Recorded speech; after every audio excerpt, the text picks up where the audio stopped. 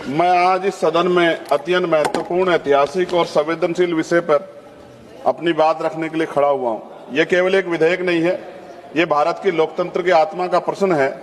यह उस न्याय की परीक्षा है जिसकी नींव हमारे संविधान में रखी थी, और यह उस विश्वास का सवाल है जो देश की करोड़ों महिलाओं के संसद से जुड़ा हुआ है। सभापति जी, मैं शुरुआत से स्पष्ट कर देना चाहता हूं कि हम महिला आरक्षण के पक्ष में हैं और हम इसे महिलाओं का संवैधानिक अधिकार मानते हैं। लोकतंत्र में समर्थन और सवाल दोनों साथ चलते हैं।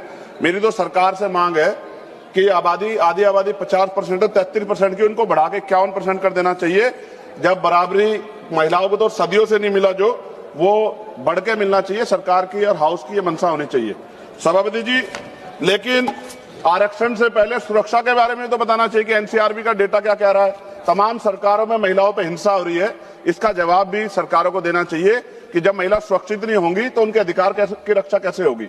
जब हम महिला सशक्तिकरण की बात करते हैं तो ये कोई नई सोच नहीं है, ये उस परंपरा की निरंतरता है जहां सावित्रीबाई फूले, मां रमाबाई, अहिल्याबाई होलकर, फातिमा शेख, झलकारी बाई, मां उदा देवी पासी, अवंतिकाबाई लोधी, मां फूलन देवी जैसी वीरांगनाओं के संघर्ष हमारे सामने उदाहरण है।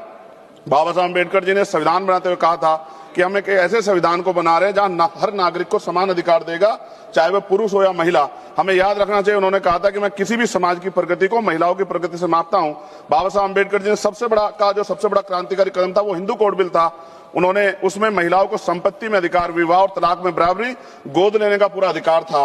और इसके जब वो सफल नहीं हो पाए तो उन्होंने कानून मंत्री पद से इस्तीफा दे दिया। सभापति जी महोदय, 73वें 74वें संविधान संशोधन जिसके तहत अनुच्छेद 243D और 243T में स्थानीय निकायों में महिलाओं के लिए आरक्षण सुनिश्चित किया गया। आज लाखों महिलाएं पंचायत और नगर पालिकाओं में नेतृत्व कर रही है। वो अलग बात है कि बहुत बड़ी संख्या में महिला प्रतिनिधि अपने निर्णय स्वतंत्र रूप से नहीं ले पाती, क्योंकि हमारे समाज ने भी पुरुषों और महिलाओं की बराबरी को स्वीकार नहीं किया। कहीं पिता, कहीं पुत्र, कहीं पति उनके निर्णय लेते हैं। ऐसा बहुत बड़े पैमाने पर देखा गया। भाषण चाहे कुछ भी दिया जाए, लेकिन सत्यता यही है। सभापति जी, मान्यवर काशीराम साहब कहा करते, जिसकी इतनी संख्या बारी उसकी इतनी हिस्सेदारी। इन्हीं विचारों की कसौटी पर अगर वर्तमान महिला आरक्षण कानून को परखा जाए तो स्पष्ट हो जाता है कि 33% आरक्षण आधी आबादी के साथ पूर्ण न्याय नहीं करता।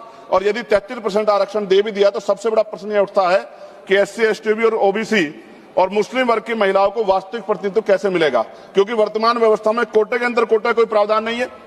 इसका सीधा अर्थ यह है कि आरक्षण उन वर्गों तक सीमित रह सकता है जिनके पास पहले से ही सामाजिक, आर्थिक और राजनीतिक संसाधनों तक पहुंच है।